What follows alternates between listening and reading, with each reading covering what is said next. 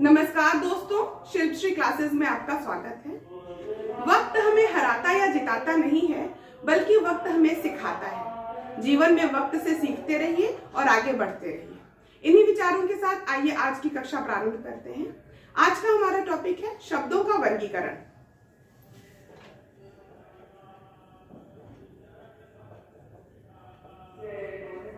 कल की कक्षा में हमने अर्थ के आधार पर शब्दों का वर्गीकरण किया था। आज हम रचना के आधार पर और स्रोत के आधार पर, दो आधारों पर शब्द भेद के बारे में जानेंगे। सबसे पहले हम देखते हैं रचना के आधार पर। रचना के आधार पर तीन प्रकार के शब्द माने गए हैं: रूढ़ शब्द, यौगिक शब्द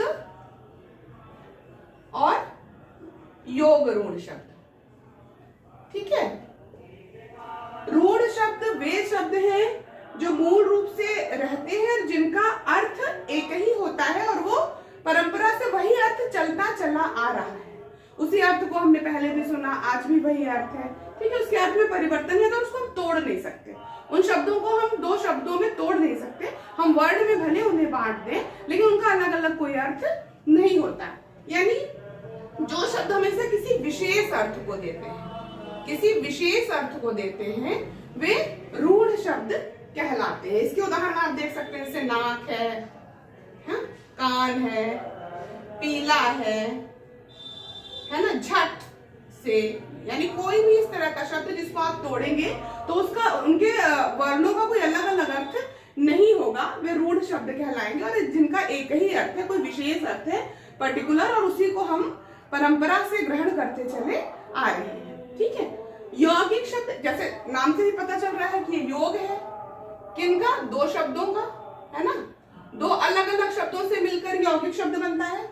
दोनों शब्दों का अलग अलग अर्थ होता है और दोनों मिलकर एक नया शब्द बना देते हैं। जैसे डाक घर, अलग अलग अर्थ है, बना दिया डाक घर, एक नया अर्थ बन गया। एक ऐसी जगह जहां पे चिट्ठियों का भेजा जाता है। ठीक है। विद्या आलय, दोनों को जोड़ दिया, एक नया शब्द बन गया विद्यालय। हिम आलय, नया शब्द बन गया हिमालय। ठीक है ना। तो यौगिक शब्द है, दो शब्दों के योग से एक नया शब्द बन जाए तो वो यौगिक शब्द कहलाता है रचना के आधार पर। योग रूढ़ शब्द क्या है?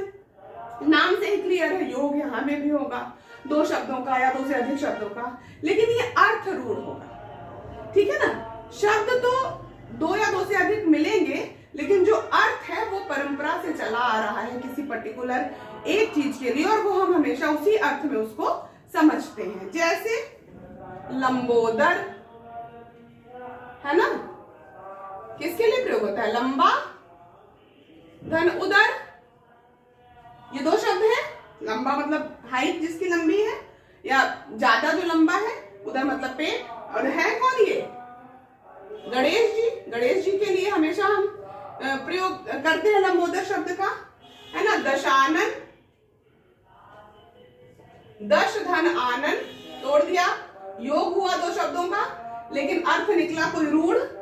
दशानन, नीलकंठ, है ना। इसी प्रकार और भी बहुत सारे शब्द आपको योग रूढ़ में भी प्राप्त हो जाएंगे। इस प्रकार रचना के आधार पर तीन प्रकार के शब्द हैं। रूढ़ शब्द जो परंपरा से जिनका अर्थ चला आ रहा है, एक शब्द है जिनको तोड़ा नहीं जाएगा। यौगिक शब्द जो दो शब्दों से मिलकर एक नया शब्द बना है, तोड़ा जाएगा तो दोनों शब्दों के भिन्न भिन्न अर्थ होंगे। और योग रूढ़ शब्द जो दो शब्दों से मिलकर तो बना है, लेकिन जिनका अर्थ परंपरा से चला आ रहा है। ठीक है। अब हम अगला देखते हैं, उत्पत्ति या स्रोत क्या है शब्दों के भेद।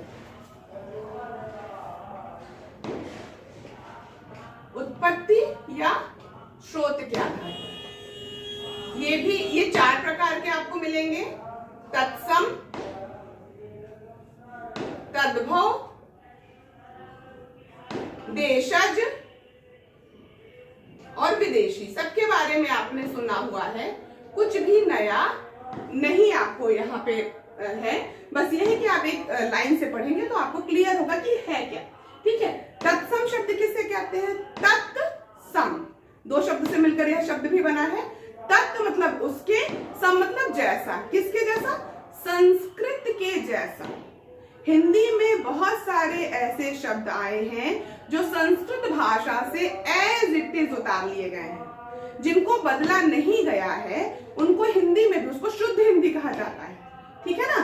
तत्सम, तत् मतलब वैसा, उसके सम मतलब जैसा, यानी जो संस्कृत भाषा के जैसा, यानी संस्कृत भाषा से एज इट इज हिंदी भाषा में उतार लिए गए हैं, वे शब्द तत्सम शब्द कहलाते हैं। वे संस्कृत के शब्द हैं जिनको हम हिंदी में प्रयोग करते हैं।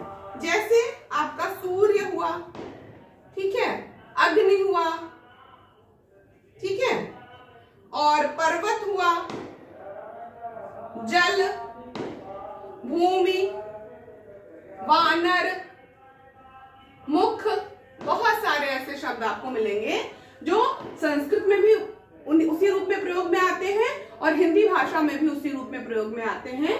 वे शब्द तत्सम शब्द कहलाते हैं। तद्भव क्या है? तत् भव, तत् मतलब उससे, भव मतलब पैदा हुए, उत्पन्न हुए, बने, ठीक है ना, किससे? संस्कृत शब्दों से। यानी जो तत्सम शब्दों से बन रहे हैं, यानी तत्सम शब्दों का कुछ बिगड़ा हुआ रूप तद्भव कहलाता है, जिसको हम हिंदी में अपनी सुविधा के अनुसार हमने उसमें स्वरागम कर लिया, वर्णागम कर लिया, बदल दिया उसको अपनी सुविधा के लिए, तो वे तद्भव शब्द कहलाए। तत् मतलब उसके, भव मतलब उससे, भव मतलब उत्पन्न हुए, यानी उससे बने, जो तत्सम शब्दों से बने। इसीलिए आप देखिए कभी भी आपसे तत्सम तद्भव पूछा जाएगा तो दोनों में बड़ी सिमिलैरिटी होती है, बहुत मिलते हैं तत्सम तद्भव शब्द, क्योंकि तत्सम से ही तद्भव शब्दों का निर्माण होता है। जैसे आप यहाँ पे देख सकते हैं, सूर्य से बना सूरज, मिलता जुलता है, अग्नि से आग, ठीक है, वानर से बंदर, मुख से मुंह, ये सब तद्भव शब्द हैं। ये तत्सम शब्दों से बने हुए हैं, इसलिए ये तद्भव शब्द कहलाते हैं। देशज शब्द, बहुत सारे ऐसे शब्द हैं जो हमारे लोकल लैंग्वेज से हिंदी में ले लिए गए हैं, ठीक है ना, जिनको आप कहते हैं कि स्थानीय या क्षेत्रीय प्रभाव के कारण, स्थानीय या क्षेत्रीय प्रभाव के कारण बहुत सारे ऐसे शब्द हैं जो हिंदी में, इसीलिए हिंदी को बहुत ही समृद्ध भाषा कहा जाता है, क्योंकि बहुत चीजों को इसने ग्रहण कर लिया है अपने अंदर, ठीक है। तो स्थानीय और क्षेत्रीय प्रभाव के कारण बहुत सारे ऐसे देशज शब्द हैं, यानी देशी शब्द हैं, जिसको हिंदी भाषा में स्वीकार कर लिया गया है, मानक हिंदी भाषा में। ये मुख्य शब्द है, जैसे खिचड़ी शब्द है, झुग्गी शब्द है, मटका, तोंद, पेट, खिड़की, ये बहुत सारे ऐसे शब्द हैं जो स्थानीय या क्षेत्रीय भाषा से हिंदी में आए हुए, ठीक है। अब एक बचा विदेशी शब्द। इस विदेशी शब्दों को आगत शब्द भी कहा जाता है, आगत, ठीक है, इसको हटा देते हैं, विदेशी शब्दों को अलग से देखते हैं। विदेशी शब्दों को आगत शब्द भी कहा जाता है। आगत का मतलब हुआ आए हुए, ऐसे शब्द जो दूसरी भाषा से, दूसरे देशों की भाषा से हिंदी भाषा में स्वीकार कर लिए गए हैं, ऐसे शब्दों को विदेशी या आगत शब्द कहा जाता है, ठीक है। तो अलग अलग भाषाओं से स्वीकार किए गए हैं, केवल अंग्रेजी से ही नहीं, अंग्रेजी से बहुत सारे शब्द हैं। अंग्रेजी भाषा से जैसे स्कूल है, हम हिंदी में यूज करते हैं, है ना, स्टेशन है, डिप्टी है, बहुत सारे अंग्रेजी के शब्द हैं। ट्रेन है, जिसको हम हिंदी में प्रयोग करते हैं, ठीक है, विदेशी शब्द। अरबी भाषा से बहुत सारे शब्द आए हैं। अरबी भाषा से आने वाले शब्द हैं अखबार, आवाज, इम्तिहान,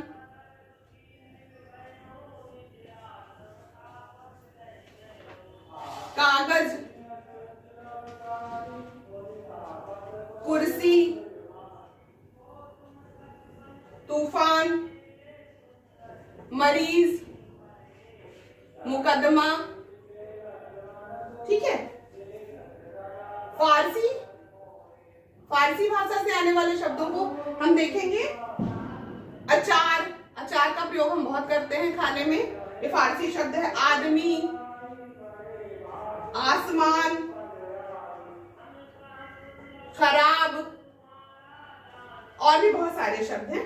पुर्तगाली भाषा से भी शब्द आए हैं जिनको हमने हिंदी में अडॉप्ट किया है, जैसे आया, स्पात, कप्तान, कमरा। ठीक है। तुर्की भाषा के शब्द भी कुर्ता, चाकू, तोप, बीबी, बेगम, है ना, आदि आदि आदि बहुत सारे शब्द हैं जो अनेक अन्य विदेशी भाषाओं, क्योंकि इसका प्रभाव क्यों पड़ा, क्योंकि हमारे देश में बहुत सारे विदेशी आते गए तो उन्होंने अपना बहुत कुछ यहाँ दिया, तो अपनी भाषा भी दे गए, जिसे हमारी हिंदी ने स्वीकार किया। ठीक है। इस तरह हमने समझा रचना के आधार पर और उत्पत्ति के आधार पर शब्दों का वर्गीकरण। आज की कक्षा यही पूर्ण होती है। बहुत बहुत धन्यवाद आप सबका। आपका दिन शुभ हो।